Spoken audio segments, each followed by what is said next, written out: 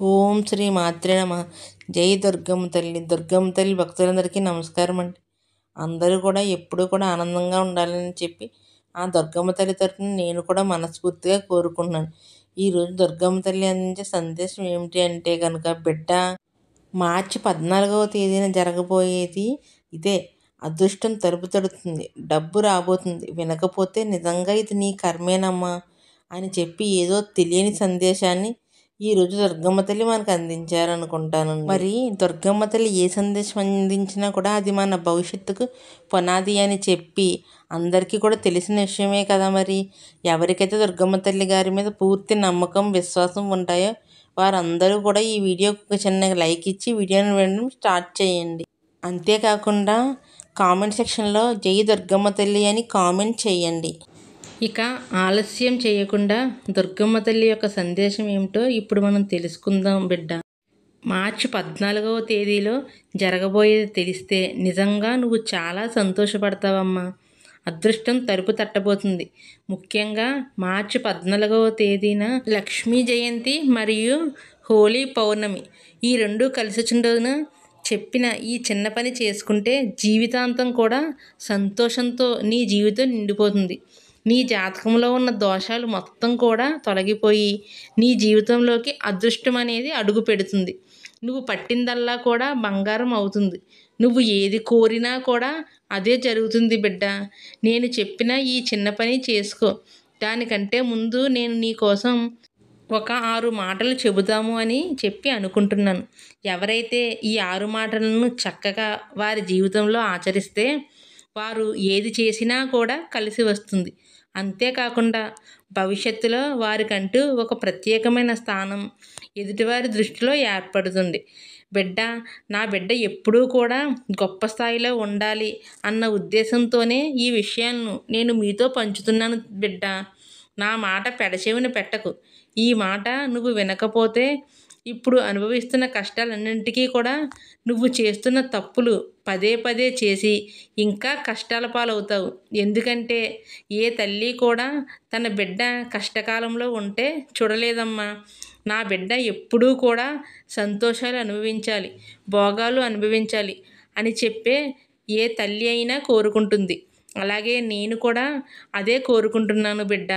కనుక చెప్పే ప్రతి మాట నిన్ను దృష్టిలో పెట్టుకునే చెప్తున్నాను.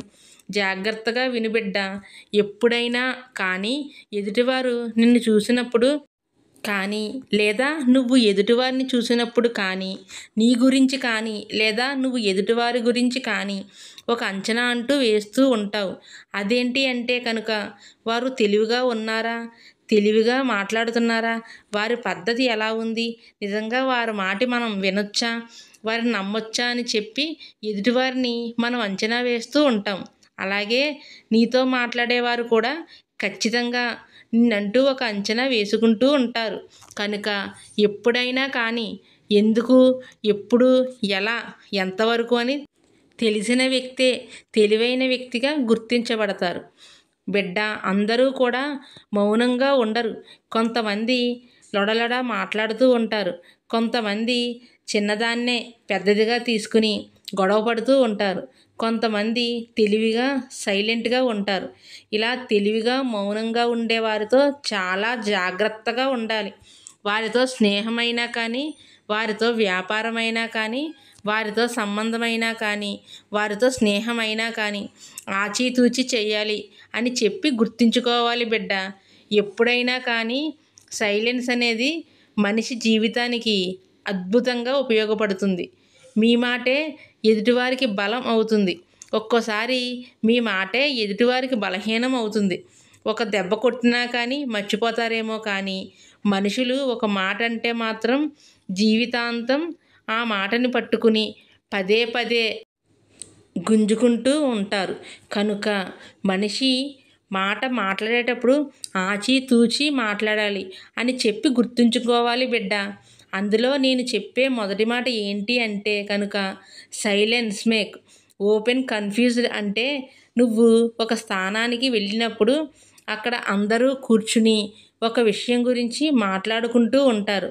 అలా అందరూ ఒక చోట ఉన్నప్పుడు నీ యొక్క మనుషులు అంటే వారు దేని గురించి అయితే మాట్లాడుకుంటున్నారో, వారు దేని గురించి అయితే అంచనా వేసుకుంటున్నారో దాని గురించి నీకు తెలిసినా కూడా నలుగురు మాట్లాడుతున్నప్పుడు నువ్వు ఎదుటివారికి సలహాని ఇచ్చే ప్రయత్నం చేయకూడదు. ఎందుకంటే వారు నీ మాటని నలుగురితో పోల్చుకుని తీసి పడవేస్తూ ఉంటారు. అలా కాకుండా మాకు ఇక్కడ ఇంతమంది ఉంటే నువ్వు చెప్పే మాట మేము వినాలా అని చెప్పి అనుకుంటూ ఉంటారు. కనుక అటువంటి సమయంలో నువ్వు సైలెంట్గా ఉండాలన్నమాట. అలా సైలెంట్గా ఉన్నప్పుడు ఇక్కడ ఎంతమంది మాట్లాడుకుంటే అతను మాత్రం లేదా ఆవిడ మాత్రం సైలెంట్గా ఉంటుంది అంటే కనుక తనకు ఏదో ఒక విషయం తప్పకుండా తెలిసే ఉంటుంది. కనుక ఈవిడని అడిగి సలహా తీసుకుందాము లేదా ఇతన్ని అడిగి సలహా తీసుకుందాము అని చెప్పి వారు మీ దగ్గరికి వచ్చి సలహా అనేది తీసుకునే అవకాశం ఉంటుంది. మీ దగ్గరికి వచ్చి సలహా అనేది తీసుకోకపోయినా కానీ మీరు ఏదైనా నోరు తెరిచి ఏదైనా చెప్తారేమో అని చెప్పి ఎదురు చూస్తూ ఉంటారు. అలా మీ దగ్గరికి వచ్చి వారి నోటితో వారు సలహా ఇవ్వమని అడిగినప్పుడు మాత్రమే 10 మందిలో ఉన్నప్పుడు నోరు ఎత్తాలి తప్ప అనవసరంగా నలుగురితో పాటు నారాయణలాగా ఏదో ఒకటి మాట్లాడితే మాత్రం అక్కడ నీ మాట అనేది చెల్లదు అని గుర్తుంచుకోవాలి. కనుక నలుగురిలో ఉన్నప్పుడు మాత్రం ఉచిత సలహాలు ఇచ్చే ప్రయత్నం చేయవద్దు అని గుర్తుంచుకో. ఇక రెండవది ఏంటి అంటే కనుక సైలెన్స్ అనేది ఒక లేజర్ ఫోకస్ లాగా బిల్డ్ చేస్తుంది. అంటే సైలెన్స్ బుల్స్ లేజర్ ఫోకస్ అన్నమాట. బుద్ధుడు చెప్పిన మాట నీతో ఇప్పుడు చెప్తానమ్మా, జాగ్రత్తగా విను. బుద్ధుడు ఏం చెప్పారు అంటే కనుక ఒక 3 మాటలు చెప్పారు. నీ మాట అక్కడ ఒక మాట నువ్వు మాట్లాడేటప్పుడు ఆ మాట విలువైనదైనా ఈ మాటల వల్ల ఉపయోగం ఉందా లేదా, ఈ మాట ఇప్పుడు నీకు అవసరమేనా అని చెప్పి ఈ మూడింటిని అంచనా వేసుకుని ఎదుటివారితో మాట్లాడేటప్పుడు మాట్లాడాలి. అంటే నీ మాటకు అక్కడ విలువ ఉంటేనే నోరు తెరిచి మాట్లాడాలి. నీ మాట అక్కడ ఉపయోగపడితేనే నోరు తెరిచి మాట్లాడాలి. నీ మాట అక్కడ నీకు అవసరమైతేనే మాట్లాడాలి తప్ప ఏదో నేను కూడా మాట్లాడాలి కదా అని చెప్పి మాట్లాడకూడదు అని గుర్తుంచుకో. ఇక మూడవది ఏంటి అంటే కనుక సైలెన్స్ గెట్స్ పీపుల్స్ అటెన్షన్. అంటే పీపుల్ అంటే ప్రజలు సైలెన్స్గా ఉన్నప్పుడు మీ పక్కన ఒక అటెన్షన్తో ఉంటారు. అంటే ఒక శ్రద్ధతోటి ఉంటారు. నువ్వు ఎప్పుడైనా కానీ ఇంటి పక్కన వాళ్ళని కానీ ఇంకెవరినైనా కానీ గమనించి ఉన్నట్లయితే ఆ అమ్మాయి అస్సలు మాట్లాడదు, కానీ మాట్లాడే ఒక్క మాట అయినా కానీ తెలివిగా రామబాణంలాగా వదులుతుంది. ఆ అమ్మాయి చాలా తెలివైంది, సైలెన్స్గా ఉంటుంది, కానీ ఎక్కడ ఏం మాట్లాడాలి ఎలా మాట్లాడాలి అని చెప్పి ఆ అమ్మాయికి లేదా ఆ అబ్బాయికి బాగా తెలుసు అతను చాలా తెలివైనవాడు అని చెప్పి నీ మీద ఒక ప్రత్యేకమైన శ్రద్ధ అనేది అవతలి మనిషికి వస్తుంది. కనుక ఊరికినే లొల్లడా మాట్లాడకుండా చాలా విషయంలో సైలెంట్గా ఉండాలి. మనిషి సైలెంట్గా ఉన్నప్పుడు మనసు మెదడు ఆలోచిస్తాయి. అప్పుడే తెలివైన నిర్ణయాలు నీకు వస్తాయి. అంతేకాకుండా ఎప్పుడూ మాట్లాడుతూనే ఉండేవారికి ఆలోచన అనేది జరగదు. కాబట్టి వారి మాటలకు అంత విలువ ఉండదు అని గుర్తుంచుకోవాలి. ఇక నాలుగవది ఏంటి అంటే కనుక సైలెన్స్ బుల్స్ ట్రస్ట్. అంటే నలుగురితో నీకు ఒక నమ్మకం అనేది ఏర్పడాలి. అది నీ మౌనంతో ఏర్పడాలి. నలుగురితో నువ్వు పని చేయాలి అంటే కనుక ముఖ్యంగా నీ మొహం బాగుంది, నువ్వు బాగున్నావు, నువ్వు అందంగా ఉన్నావు అని చెప్పి ఎదుటివారు నీతో వచ్చి స్నేహం చేయరు కదా బిడ్డ. నీ మీద ఒక నమ్మకాన్ని కూడా ఆ సైలెన్సే ఇస్తుంది. ఎందుకంటే మాట్లాడడం కంటే అంటే ఎప్పుడూ కూడా ఎదుటివారి యొక్క మాటకు విలువనివ్వడం, ఎదుటివారి మాట వినడం నేర్చుకోవాలి. అలా వారి మాటను విని వారి యొక్క ప్రవర్తనను అర్థం చేసుకుని దానికి తగ్గట్లుగా నీ ప్రవర్తన కూడా ఉన్నట్లయితే ఎదుటివారు ఖచ్చితంగా నిన్ను నమ్ముతారు అని గుర్తుంచుకోవాలి.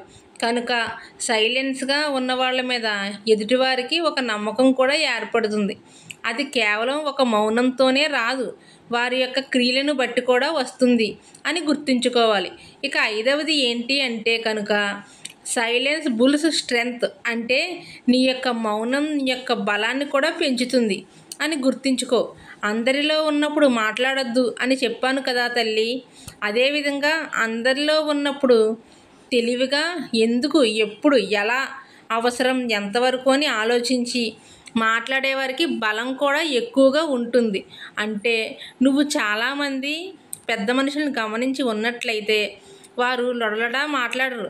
అవసరమైనప్పుడు ఒక మాట మాట్లాడినా కూడా వారి మాటకు ఎదుటివారు విలువను ఎక్కువగా ఇస్తూ ఉంటారు. వారి మాట ఒక బలంగా అక్కడ ఉపయోగపడుతుంది. అంతటి బలాన్ని ఇస్తుంది మౌనం.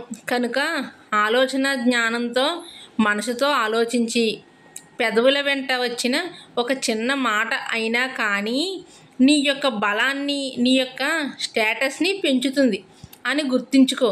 ఇక 6వది ఏంటి అంటే కనుక సైలెన్స్ హెల్ప్స్ టు నెగోషియేట్. అంటే నీ యొక్క సైలెన్స్, మౌనం ఏదైతే ఉంటుందో అది ఎదుటివారి ముందు నువ్వు ఎప్పుడైతే సైలెంట్గా ఉంటావో అప్పుడు నీ బలం ఏమిటో, నీ యొక్క బలహీనత ఏంటో ఎదుటివారికి తెలియదు.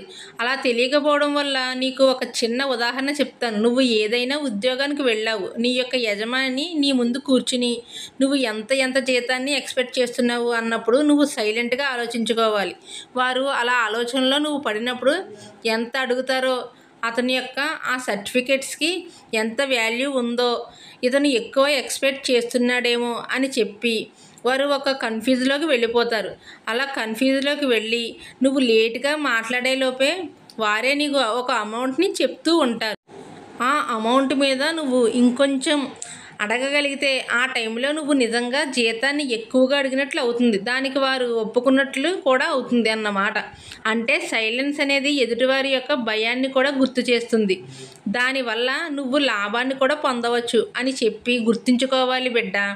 ఈ 6 రకాలుగా నువ్వు నీ యొక్క మౌనాన్ని ఉపయోగించుకోగలిగావు అంటే కనుక జీవితంలో నీకంటూ ఒక ప్రత్యేకమైన విలువ ఏర్పడుతుంది. ఒక ప్రత్యేకమైన గౌరవం ఏర్పడుతుంది. నీ నుంచి ఎదురువారు సలహాలను తీసుకుంటూ ఉంటారు. ఆ సలహా కూడా నువ్వు ఎదుటివారికి ఉపయోగపడేలా ఇస్తే వారి దృష్టిలో నువ్వే ఒక తెలివైన వ్యక్తిగా మిగిలిపోతావు అని గుర్తుంచుకో. ఎందుకంటే నా బిడ్డ ఎప్పుడూ కూడా ఎదుటివారి ముందు చులకన కాకూడదమ్మా. నా బిడ్డ ఎప్పుడూ కూడా ఎదుటివారి ముందు ఒక స్థాయిలో నిలబడాలి, ఒక ప్రత్యేక స్థానంలో నిలబడాలి.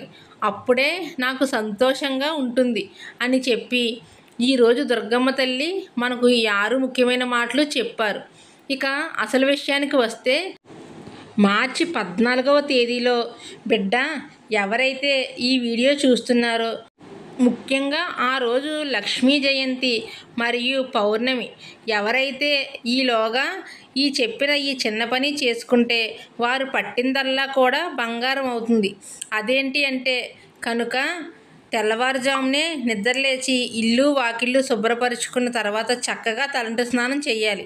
ఈ విధంగా తలంటు స్నానం చేసి పసుపు రంగు చీర కట్టుకోవాలి ఆడవాళ్ళైతే. మగవాళ్ళైతే కనుక పసుపు రంగు టీషర్ట్ కానీ లేదా షర్ట్ కానీ వేసుకోవాలి.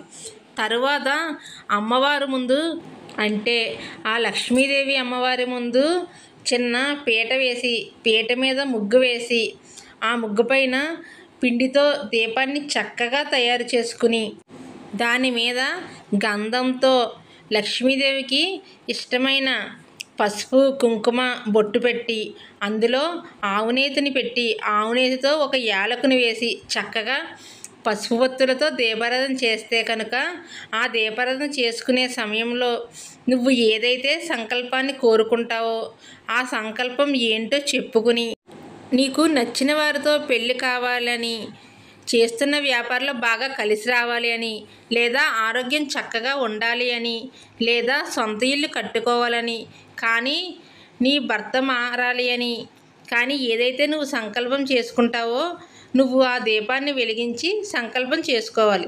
తరువాత ఒక పసుపు చిన్న క్లాత్ తీసుకుని అందులో కొంచెం పసుపుని కుంకాన్ని వేసి ఒక 5 రూపాయల బిళ్ళను పెట్టి దాన్ని నువ్వు ఆ అమ్మవారి ముందు ఒక ముడుపులాగా లక్ష్మీదేవి పాదాల దగ్గర పెట్టి నీ మనసులో కోరిక ఏంటో సంకల్పించుకుని దాన్ని లక్ష్మీ జయంతి రోజున బీరువాలో కనుక పెట్టుకున్నట్లయితే నీకు మంచిగా కలిసి వస్తుంది.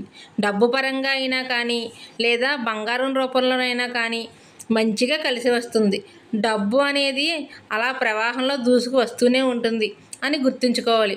ముఖ్యంగా లక్ష్మీ జయంతి పౌర్ణమి కలిసి రావడం వల్ల ఆ రోజు పూజ చేస్తే బాగా అమ్మవారి కృప మన మీద ఉండడం, ఆ రోజు అమ్మవారిని దర్శించుకోవడం వల్ల కూడా శుభ ఫలితాలు అనేవి కలుగుతాయి అని గుర్తుంచుకోవాలి.